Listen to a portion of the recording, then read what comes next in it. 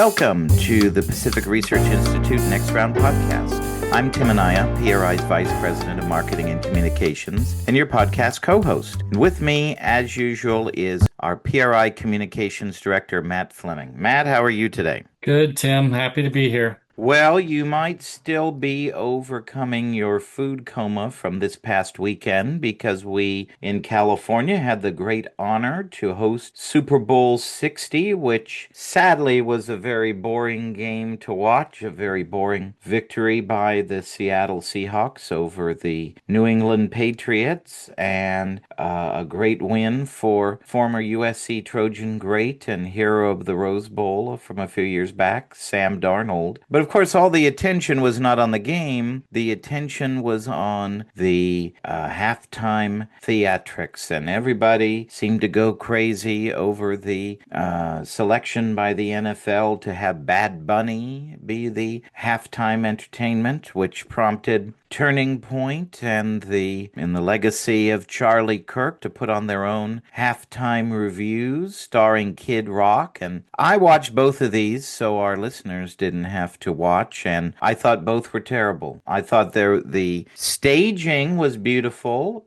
at Levi Stadium of the show, but I thought Bad Bunny was not my cup of tea. I didn't think it was a particularly good performance. And the same with the Turning Point show. I thought it just went on and on and on, and they had some particularly mediocre to poor entertainers. And really, you would have been better served going during halftime to make some more ranch dip or turn over the chicken wings. Matt, how do you rate the Super Bowl entertainment and the brouhaha over the halftime show? Similar to you, the I thought the production value of Bad Bunny was high. It was visually appealing, but I don't particularly like the music, and it was filled with symbolism, which in my sporting events I want less symbolism, and I also didn't get a lot of the symbolism because it's in Spanish. I just thought it was kind of really a poor choice. Like I guess from his perspective, he probably did fine, but it was a poor choice, I think. And you could just repeat what I said last year about Kendrick's performance. Increasingly, the Super Bowl is a place an event that the NFL is catering to everyone but people who actually watch football. So, I think for football fans, Bad Bunny or whoever the halftime act is, oftentimes it's just like you said, a time to go get your hot wings or whatever it is, go to the bathroom. So it's disappointing in that sense. I don't really want politics shoved down my throat at a sporting event. I watched the Turning Point USA one, and I have a higher view of it than you do, but I like some of the acts and I like a lot of the songs, but I just feel like, what are we doing? Why can't we just have a normal event without everybody fighting about dumb stuff? I don't know. Is it American? Is it not American?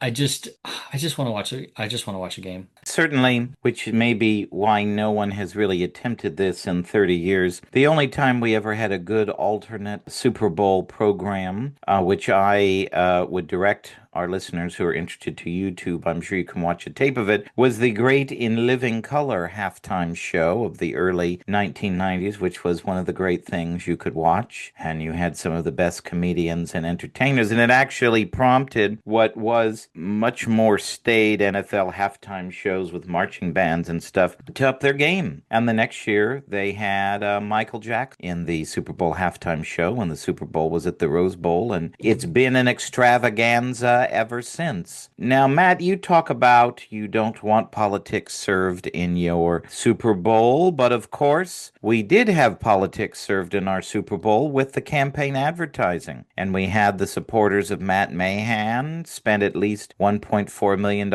in advertising during the Super Bowl to promote their candidate. And it was a rather good ad showing him as a competent, effective mayor on homelessness and crime and quality of life. And not to be easily outdone. Tom Steyer spent his money buying advertising during the Puppy Bowl, which I did observe some of this year and was rather entertaining. And he was promoting himself during that.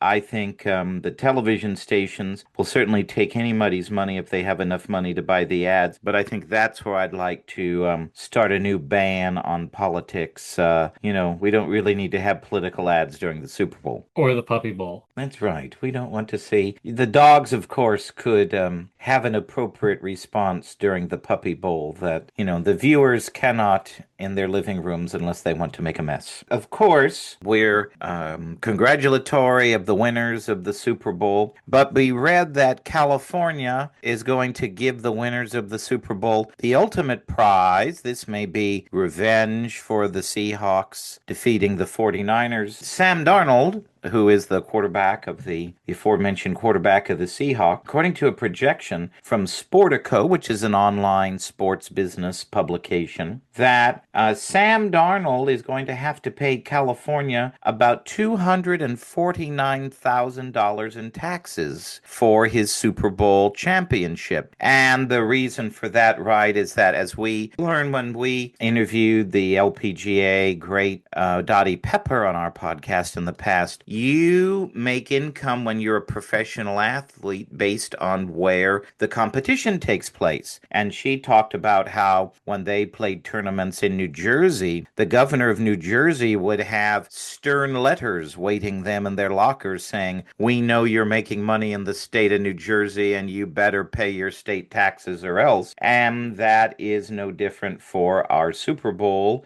contestants here. And they have to pay taxes not only for their share of the winnings, but they also get paid for all the days of work. So, when they're doing the appearances and the media day interviews and other things, they get some compensation for that. So really, they have about 8 days worth of work, it's estimated, that for which they have to pay taxes just for the Super Bowl. So seems very apt for California. We tax everything. Why not Super Bowl winnings? So do they have to pay taxes in every state they play games or just for the Super Bowl? That's right. What You about pay playoffs? taxes based on where you compete. And it's the same for Major League Baseball players, for NFL players in a regular game, for NBA players. You pay taxes. They basically divide your earnings and they consider that for for a regular season game, right? For the 1/17th of your earnings that you make playing one game in California, you have to pay state taxes as if you earn the income in the state of California. So they have to file like taxes 8, 9, 10 times a year? Yes. Oh, that is. Or 10 different forms, or however Yeah, many. yeah, 10 different states or whatever. Yeah. Yeah. That's It's government why double taxes. accountants make so much. Mm-hmm. Mm-hmm.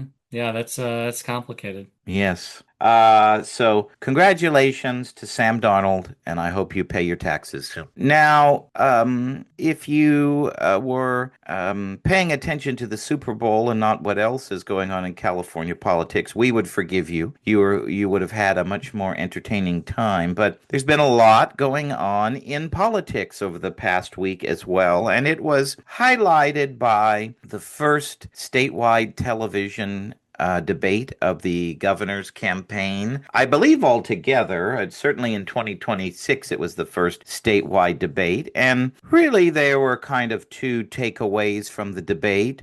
It seemed like Steve Hilton and Matt Mahan got the most coverage of the debate. From the coverage that I saw, Matt Mahan came across rather well, talking about his record and the competence that he showed. Steve Hilton, it appeared, would just wanted to kind of talk a lot and go after Matt Mahan. He also went after Chad Bianco, who was not present, and was criticizing him for praying with Black Lives Matter protesters during June and July of 2020. I guess the question when you're looking at these kind of debates, these aren't at the caliber of the presidential debates where, 100 million Americans or more will watch them. I think very few people actually watch these or even see the coverage of these governors' debates. So it's important to have these forums. And so I guess it begs two questions. One, do these matter in the grand scheme of things? And number two, why didn't you have all the candidates there? Why did a Katie Porter or Chad Bianco decide not to attend? Did they think they were going to be the targets of the debate from their opponents? Did they think they wouldn't debate particularly well? It would seem to me that if all the candidates for governor are bunched up at about 8 to 10%, you would think that our leading contenders would want to take any opportunity to be on statewide television. Matt, what are your thoughts on the debate and the debate over the debates? Yeah, I don't know all their individual strategies, but generally speaking, if you're in first place, you have more to lose by doing anything that could jeopardize your standing. I assume that that's probably what Katie Porter was thinking. She's also extremely unlikable, so I don't know how she gets past that in a debate. She's got a grating personality, and people can disagree with me on that if they'd like, but that is who she is. Eric Swalwell didn't show up, and he hasn't shown up to votes either. So he's basically off doing campaign stunts, or who knows what he's doing. But he doesn't show up to Congress, and I guess he doesn't show up to debates either. And I have no idea why Chad Bianco didn't go. But the thing that really strikes me about this gubernatorial election, I think we mentioned it before, but having not having watched the debate, I honestly didn't even really know it was happening until the day of, maybe the day before. And admittedly, with the toddlers, I'm not as up on everything all the time as I used to be. I used to consume news constantly, and now I'm like, I got like a hour-long routine in the morning, and if I don't find it, I don't find it. But to me, it's just surprising how little these events get coverage, how little this gubernatorial election is getting real coverage. And like it really is surprising to me, like what does a candidate have to do to cut through, right? Like Gavin Newsom was sort of the inevitable candidate, right? He had been lieutenant governor. He was pretty good about making a name for himself. He was pretty well known from his time in San Francisco. Jerry Brown was a household name, even being mentioned in Dead Kennedy songs. Arnold Schwarzenegger was Arnold Schwarzenegger. And it's like, that now we're going back over 20 years. And to me, it's just some of these candidates are really, really, really the B and C team. But even besides that, they all have decent enough bios. And I am really just surprised what it takes for a candidate to cut through. It looks like Swalwell is sort of consolidating the Democrat constituencies, right? He's getting some, he got Schiff's endorsement yesterday. He, I think, got the firefighters today, maybe something like that. And it just seems like he's consolidating support. And so I guess his inside track is going to be, get your face on TV from impeachment hearings, and then get the Dem Party endorsement, which he hasn't yet, but it's trending like he might, and then the machine does its job. But, if people want better candidates and they want better elections, I don't know what it would take to change things, but, certainly you could look at this campaign and find a lot of lessons in it. Well, I would say first, I would not rush to say he's going to get the Democratic Party endorsement, because it's the Democratic activists who decide those things. They don't take their orders from the powers that be anymore. And I think anyone would be hard pressed to get the Democratic Party endorsement. Remember, these are the people, the same delegates that endorsed back in the day Kevin De Leon over Senator Dianne Feinstein. So, it seems pretty clear that the kind of powers that be, for whatever reason, are starting to coalesce around Eric Swalwell, but it's not translating into the voters. Yes, he has proven to be one of the, if you could call it that, upper tier candidate. But your point is a very salient one, right? That we don't really have any A-list candidates here. You have a lot of kind of B and C list folks. No one's really lighting the world on fire. And just because, insiders think, well, maybe somebody that they can do business with. It's certainly not translating into a stampede from the voters to elect Swalwell as governor at this point. Certainly helpful to have that money and manpower on your side. But I think it's an interesting question, on these debates with everybody bunched up, no one really paying attention. I guess it's a good question. Why aren't people paying attention? Maybe it's the caliber of candidate. Maybe there's so many better things to think about in California than all the problems that we face. You wonder when or if voters will focus. Are we going to have this type of 10-way race all the way through June? You got to think that, like we were saying, that insiders would try to put their thumb on the scale, but I don't know that that's necessarily an indication that that candidate is suddenly going to grow in support among the voters. I don't know. It's an interesting question we'll be debating long after the race is over. It'll be the subject of good academic discussion. But whether the voters just aren't selling or people just aren't focused on politics right now, very strange that where you would get seemingly more interest and more coverage just isn't happening this year. Yeah, that's true. And certainly one thing is this is maybe the downfall or the downside of nationalizing every single election and making everything about Trump,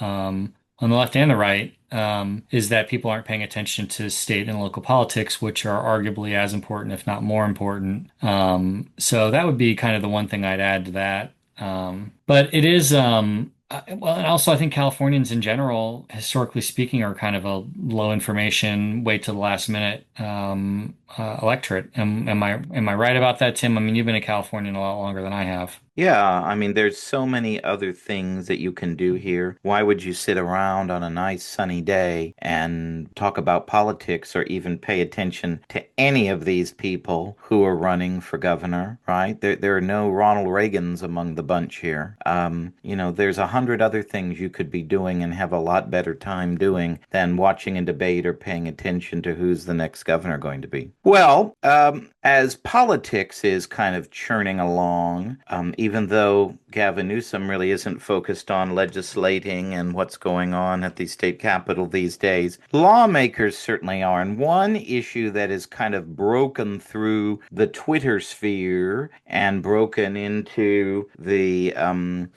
popular awareness is legislation that has been moving along at the Capitol. It's Assembly Bill 1421 by Lori Wilson. And the measure would move California. It would really take the first steps in California toward a mileage tax. The language of the bill is that it would study how would we devise and implement a mileage tax in California. And what's interesting with this measure is that, not surprisingly, most Californians are not in favor of a mileage tax, but there's been a lot of pushback by Democrats and also the media trying to say, just a minute, AB 1421 will not enact a mileage tax. Well, yes, that is true, but do we really need to study a mileage tax? We know exactly what it would do. It would mean every California driver would pay a tax for every inch that they drive their car. And so to say that, this is the first step toward implementing an actual mileage tax, of course it is. But again, it doesn't need any study at the Capitol. Legislators like Lori Wilson, they want to enact a mileage tax. They just know that the political winds don't favor that right now. So they want to have a study to keep talking about it and get people more familiar with it and theoretically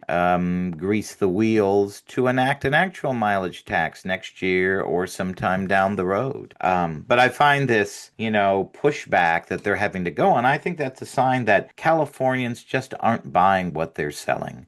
Matt, what's your take on the debate over the mileage tax or whether we should study the mileage tax? Well, so ostensibly, this whole thing is about EVs not paying what would be considered their fair share of the cost of road and other road type infrastructure maintenance.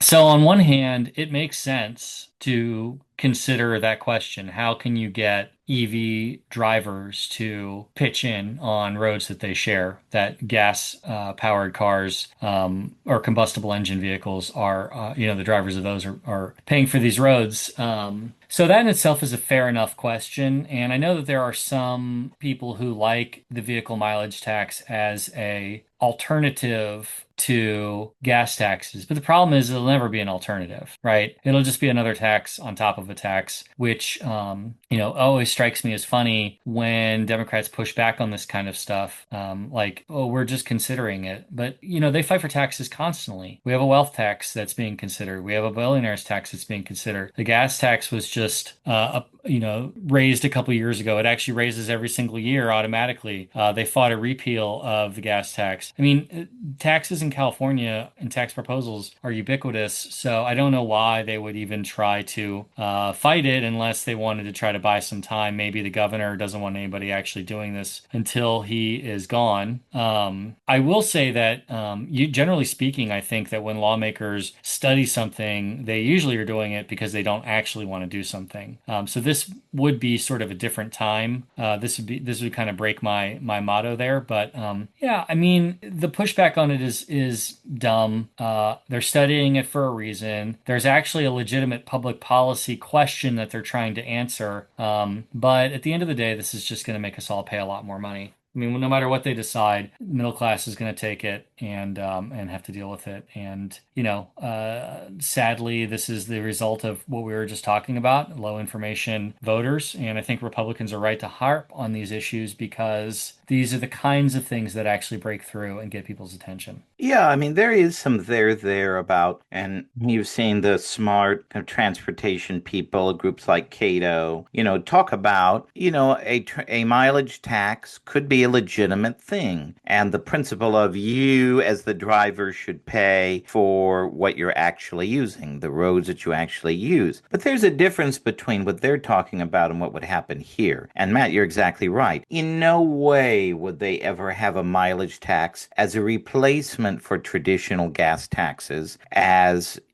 folks at Cato and others would talk about. They would have this proposal in addition to our traditional gas taxes and vehicle registration fees. The other thing, too, along with this, right, is that, well, to measure this, right, there'd have to be some sort of measuring device in your car. They're not going to rely on your honor system to write what was your mileage on the first of the year and what was your mileage on December 31st. So there's real privacy concerns over the government, having some sort of tracking device in your car.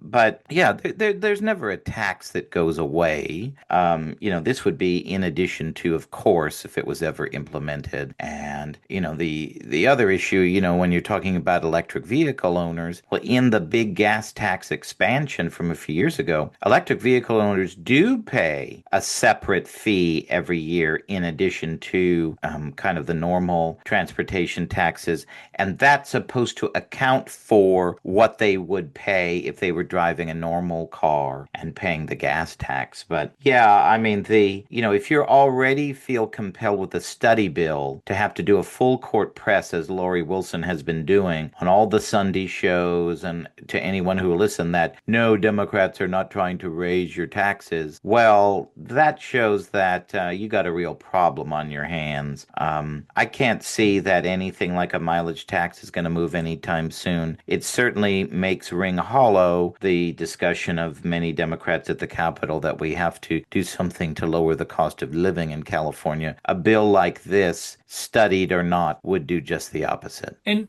so in theory, it would be worth considering if this was sort of a completely new system that erased the old system, right? Like, I'm not saying we should do it. I'm just saying if they were going to get rid of gas taxes and this was going to be sort of a more equitable taxation system, it's worth at least considering. But it penalizes people who don't live in cities, people who have to drive a little bit further and commute into where they work. And increasingly, that's more and more what they do. It's big city solutions that end up penalizing people who live not in big cities. And there is definitely a strain of thought in the legislature to get more and more people into the cities because they think it's more economic, environmentally friendly for any number of reasons. But they increasingly don't build housing in the cities. So it's like, on one hand, they're trying to make you move to the city. On the other hand, there's really nowhere to live that's affordable. They're not going to build anything that's affordable. They're not going to do anything else to lower the cost of living. And,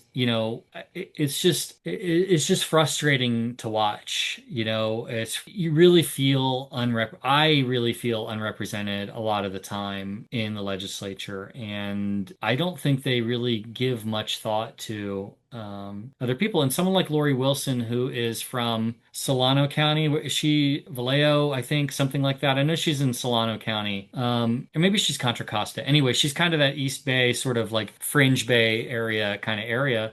She should get it because a lot of her people in her districts commute. And but for whatever reason, they've just got co-opted by, the San Francisco and the LA Democrats, and they just do all these really bad policies, and they think they're helping people, and they think they're coming up with equitable solutions, and they're really not. They just keep making it harder and harder because they don't give any consideration to anybody besides their own narrow special interests and the most fervent supporters within the Democratic Party. Well, as she said in her interviews, AB 1421 quote is about getting the facts right. And I think we've gotten the facts right in our discussion here of the issue. There's another measure going on at the Capitol where it appears Democrats are not really listening to the voters.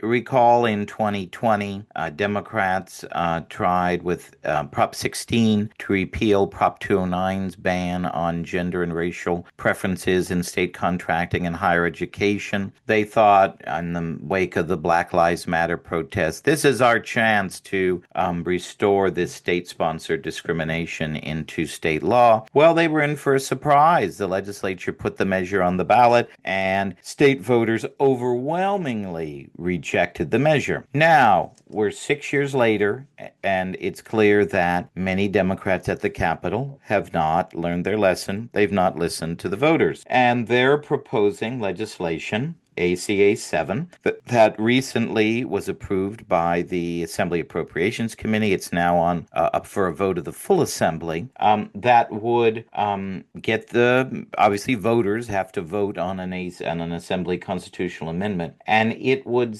allow colleges and universities to basically, it would permit them to engage in gender and racial discrimination in areas beside higher education enrollment. So, it's kind of a distinction without a difference, I would say. Maybe it's a new way of trying to use new language. Maybe it's poll tested, to try to pull the wool over the eyes of voters. I think that this is going to meet the same fate that the other measures did. I think they haven't learned their lesson of the voters. Voters don't want state-sponsored discrimination in law, period. And I think that they're kidding themselves to push this sort of thing through the legislature again and waste the time of the voters again. I think the environment is different too. That measure in 2020 happened right in the aftermath of the Black Lives Matter protests. You had a lot of corporate donations going behind the measure because the corporations wanted to show we're hip and we're with the community. In the wake of the Black Lives Matter protests, we're in a different political era now. Donald Trump is president again. And I guarantee none of these big corporations are going to be writing huge checks to support this measure. They're going to stay on the sidelines. They don't want to get in the middle of this fight and risk the public criticism that they would rightly receive. Matt, what do you make of this measure and, legislators once again not listening to voters and not learning their lessons from past defeat? Well, I would say that, racism is racist no matter matter who's doing it. The policy itself, I think you highlighted it perfectly. Voters don't want this. It's often, the arguments for it don't really hold up under even the most basic scrutiny. It's billed as, there's too many white people in certain places in schools, and while it's true that white people have overperformed demographics, they make this all about white and non-white, and it's really not true. Indian students, Asian students, by and large, do particularly well. They vastly overperform demographics, and so it just kind of undercuts the argument. Which, in my mind, then the question isn't really about race. It's about, are people getting equal opportunities for things, which is a legitimate question. And if there are certain groups of people who are not, first off, if they're not getting equal opportunity, we should find out a way to get them equal opportunity. But then if there are not equitable outcomes, I don't know that there's always a policy decision, but it's at least worthy question to ask. Is there something we could do to lead to greater equity? But this policy itself is not particularly strong. It doesn't hold up under its own weight, and there's just probably more effective questions that they could be asking. But again, you highlighted it. We just voted on this. This is like the dialysis thing all over again. Like, why do I have to keep voting on this thing? Like, what are you all getting paid for? Fix a real problem. Fix a real problem. Not this isn't the real problem. This is just another I don't know. It's another thing to try to appease their base. The other issue, too, of course, is the proponents of this measure won't ask the questions or demand action in the real area that is leading to a denial of higher education opportunities for students. And that's, of course, the poor state of California's public schools. And we've seen the testimony from then UC President Janet Napolitano. The thing that has had the most impact on UC admissions is the poor state of K through 12 public education in California. And that should be what legislators are spending their time on if they want to provide more opportunities to more students, students of color, students from poor communities, to provide more opportunities for them to not only gain admission, but thrive as we want them to in higher education in California, wherever they want to go. But of course, lawmakers will never ask that question. And I mean, look, on a personal note, I always, any conversation about race, and, I always will freely admit that, I'm white, and I'm sure that a critic would say, well, you're white, it's easy for you to say, and fair enough. But I think about my kids. My daughter is 3, my son is 2. They're both, white. I just don't understand, like, they've done nothing to anyone. They might hit each other and they might kick each other, and they, as my wife told me, they apparently tore our couches apart this morning after I left. But, they've done nothing to anyone. And this idea that somehow they owe anyone anything based off of their race, to me, is just absurd and evil. And I don't expect that from anybody else's kids either. It's just, look, if people are falling behind, groups of people are falling behind, we should find reasons why they're falling behind. But we don't need to do it at someone else's expense. Everything doesn't have to be some racial zero-sum game, But to me, it's just evil and sad. And, voters, again, have said we don't support this. So I don't understand why we have to keep voting on it. It's just a waste of time, but people who aren't asking the right questions. That's right. And of course, public schools that aren't preparing our kids for the future hurts every student, regardless of their background, without regard to race. So stay tuned. I'm sure this will be an issue that will be hotly debated in the legislature in the week to come. Well, finally, as we close today, we've been debating this other measure about enacting a wealth tax in California. And as we've been talking about at PRI in our research, wealth tax would have hugely negative implications on the economy, on jobs and opportunity. But also it has a very negative opportunity on the tax revenue we're already generating in the state, because as a wealth tax proposal has has become more serious, we've been seeing the 200 or so billionaires who would be targeted by the measure say, forget you to the state of California, and they're establishing revenue or they're establishing residency outside of California. And we've seen several did it before the first of the year. And we now read that the latest ones to do so are Mark Zuckerberg and his wife Priscilla. And we've seen that it was reported, they've just had, we saw, I'm going to say that again because the advertisement came on. We just saw Meta CEO Mark Zuckerberg and his wife Priscilla have become the latest who are going to reportedly leave California. They have reportedly bought what's described as a massive waterfront mansion in Miami's exclusive billionaire bunker. The newly built mansion is in Indian Creek, one of the area's most expensive enclaves, and the Zuckerbergs reportedly plan to move in by April. So it doesn't seem like this is a vacation home. You know, we know the Zuckerbergs own a lot of property in Hawaii. Seems clear that they're going to be relocating to Florida. And, you know, this is another one of those, Matt, where, gosh, this is going to mess up what's already a messed up budget this year even more because tax revenue. Yes, we know what they'll have to pay through December 31st, 2025. That's on the book. But the fiscal year goes into 2026, so you're going to be losing critical tax revenue from all of these folks and to the tune of billions of dollars if this continues from people who have already or are in the process of leaving California. It just seems like such a penny wise and pound foolish proposal, but yet that's probably why the folks behind it are continuing to push it. Matt, what say you? So the whole thing, and I know our listeners have heard this plenty of times, so I'll just give a quick, I'll just say this briefly, but the state's budget is highly, highly, highly propped up by something like 150,000 top income tax returns, right? So about 150 people pay something like 70-80% of the state's general fund. And, you know, they just keep Democratic lawmakers keep wanting more and more and more. And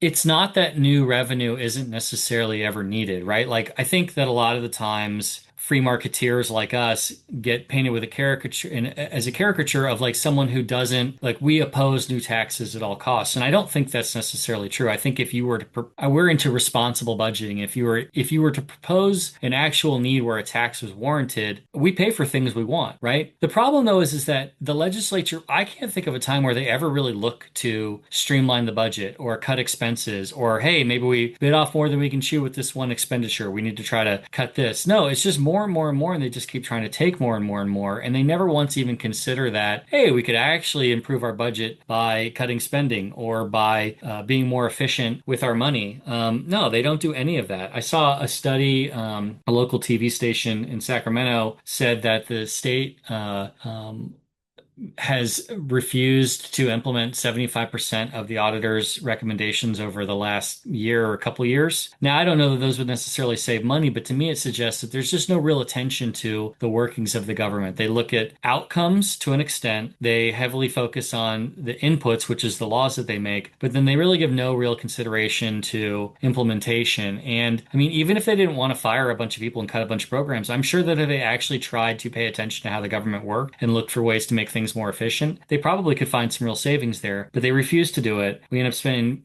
tens of billions of dollars in fraud. We have all these failed IT projects. We're dumping all this money into high-speed rail. And I don't know. I mean, I wish all of us were like Mark Zuckerberg and had the money to just sort of up and relocate. I mean, as I was talking to Wayne Weingarten, our resident economist earlier today, and we were joking about this, and I was like, doesn't Zuckerberg already own like half of Maui? Which I think he does. I think he's the largest private owner in Hawaii, and Wayne was like, yeah, it says it says a lot about something that he owns half of Maui, yet he chooses to live in Florida. It says something a lot about these high tax states, but unfortunately, a lot of low income and middle class Californians don't have the luxury of moving when taxes get too high. We're kind of stuck with it. I would just wish people would demand better results from their legislature. And to that end, our listeners can rest assured that we we won't be abandoning California for Florida for next week's episode. We'll be here in California still fighting out all of these policy debates. Well, with that note, thank you to everybody. Thank you to Matt for joining us for this week's edition of Next Round Podcast. And we hope you'll tune in again next week where we'll have much more to say about all the political and policy goings on in California. Have a great week.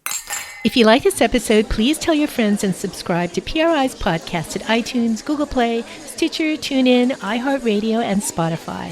And when you're on these platforms, don't forget to give us a big 5 stars. If you don't subscribe to any of these, you can still listen on PRI's YouTube page, youtube.com/Pacific Research 1. That's the number 1. Thanks for listening. I'm Rowena Itchon. Hope you'll come back again for Next Round with PRI.